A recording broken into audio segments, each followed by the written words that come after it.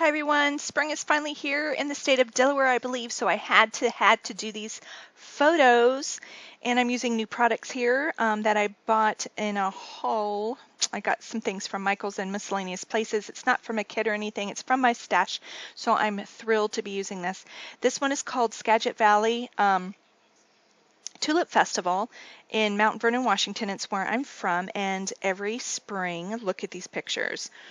This farmer plants rows and rows and rows of just gorgeous tulips, and it goes on every year. These pictures were taken from family and friends back home. One of them was my mother's friend. I used to babysit for her, so I borrowed a couple pictures that she had posted, and I just could not wait. It reminds me of home, and I think it's such a beautiful sight. So I'm just showing you some of the products I'm using, some of my Making Memories ombre paper I love so much from Target, and here's my new paper pad, painted fancy, I believe it is. I'll hold it up in a minute. And this is the watercolor paper pad that I got. It's Recollections at Michael's, and very excited about using it. And in my next video, I'm going to do the complementary page that'll go on the other side using the smaller pictures. So this one I'm just using that one large, this picture right here that you see. And actually that one I found on the internet and I fell in love with it. So I want to scrapbook more of home. I told you that my parents are getting ready to move out this way, and so I'm not going to be able to, well, not that I was ever really able to go home often, but it's, trips will probably be fewer and far between, so I'm going to start scrapbooking a lot of home and our trip out here and everything. So this was part of it. Growing up, many times we would go to that festival, and it was just so beautiful and it smelled so good. So I was very excited about doing this page and using these products. A lot of the letter thickers I got from Paper Issues and from 2Ps, and some of the ephemera is from Maggie Holmes' style board. The vellum, well, there's vellum and cardboard pieces in there. There we go, Painted Fancy.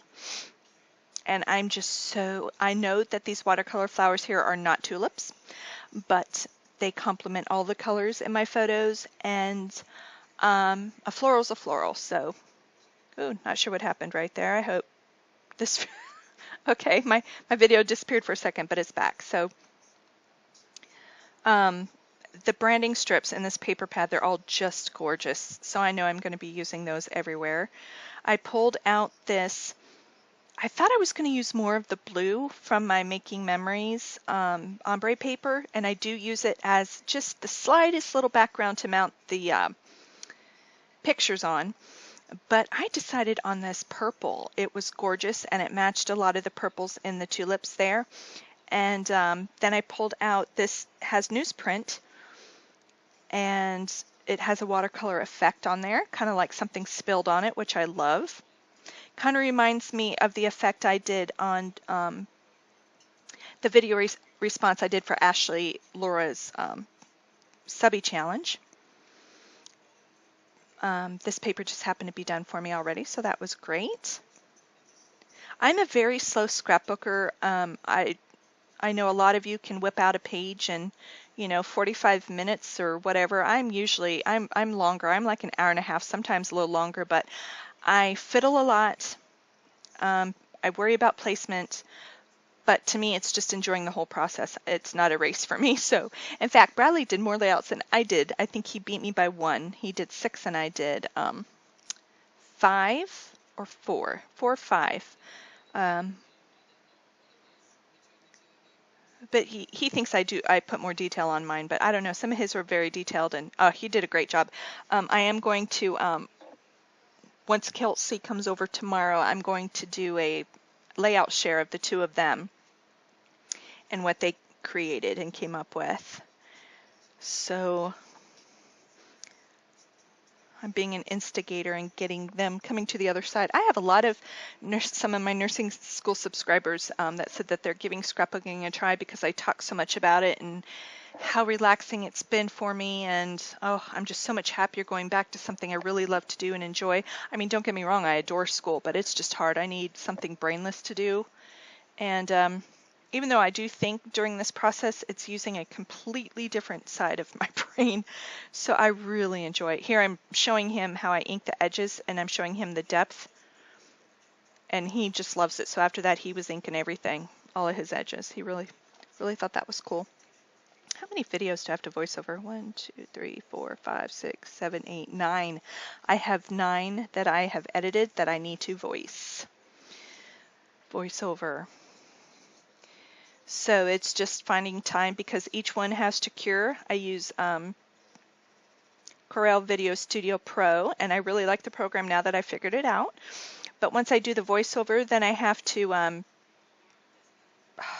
get it ready to be published. So that takes a little bit of time depending on the size of the video. And then it takes forever for Facebook. I've had a lot of you help me out with that, but I'm doing the same process you guys are. It's just, I don't know what it is. It's just taken a lot longer lately, so it can get a little frustrating, or I have to start all over again. But when I start all over again, it usually jumps right away to where I left off, so that's good. So this week you're probably going to be very tired of videos from me.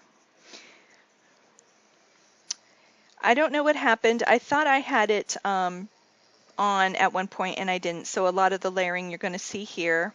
Isn't that just beautiful? Here I use some tags and tickets. I use my new bird veneer. Skagit Valley, Tulip Festival, Mount Vernon, Washington. So check that out if you're ever wanting to do something. It happens like late March, beginning of April. It's going on right now. So give it a look. Thanks for joining me. Bye.